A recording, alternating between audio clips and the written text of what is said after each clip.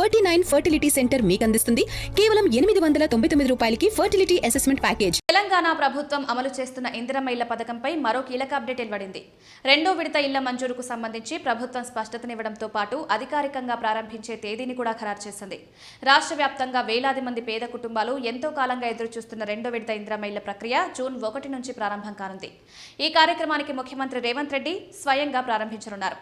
ఆసిఫాబాద్ జిల్లాలోని కెరమరి మండలం కొఠారి గ్రామంలో సీఎం రెండో విడత ఇళ్ల మంజూరు కార్యక్రమానికి శ్రీకారం చుట్టనున్నారు. ప్రభుత్వం ఈ విడతలో రాష్ట్ర వ్యాప్తంగా సుమారు 2.5 లక్షల ఇళ్లను మంజూరు చేయాలని నిర్ణయించింది.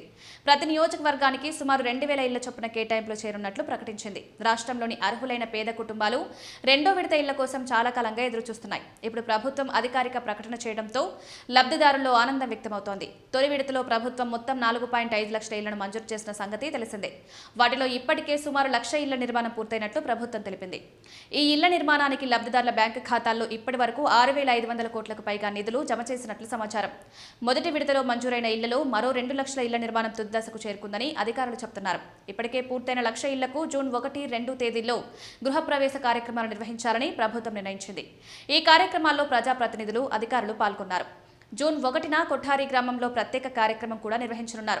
ఇందిరమ్మ ఇళ్ల పథకం ద్వారా ఇల్లు నిర్మించుకున్న 28 మంది కొలాం ఆదివాసీ కుటుంబాలకు సీఎం రేవంత్ రెడ్డి స్వయంగా గృహప్రవేశం చేయించనున్నారు.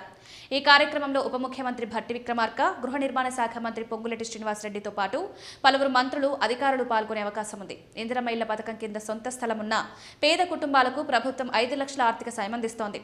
ఈ నిధులను దశల వారీగా నేరుగా లబ్ధిదారుల బ్యాంకు ఖాతాల్లో జమ చేస్తున్నారు. ఇంటి నిర్మాణం ఎంతవరకు పూర్తయిందనే అంశాన్ని పరిశీలిస్తూ విడతల వారీగా డబ్బులు విడుదల చేస్తున్నారు. ప్రభుత్వం నిర్దేశించిన నిబంధనల ప్రకారం 400 నుంచి 600 చదరపు అడుగుల మధ్య ఇళ్ల నిర్మాణం చేపట్టాల్సి ఉంటుంది. ఇళ్ల మంజూరులో పారదర్శకత కోసం అధికారులు ప్రత్యేక చర్యలు తీసుకుంటున్నారు.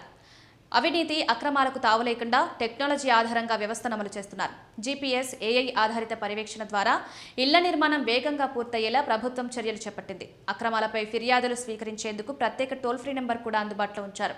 ఫిర్యాదులు అందిన 24 గంటల్లోనే స్పందించి చర్యలు తీసుకుంటున్నట్లు అధికారులు చెబుతున్నారు.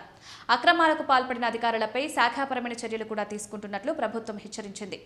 మొత్తంగా ఇందిరమ్మ ఇళ్ల రెండో విడత ప్రారంభం రాష్ట్రంలోని పేద కుటుంబాలకు పెద్ద ఊరటగా పారనుంది.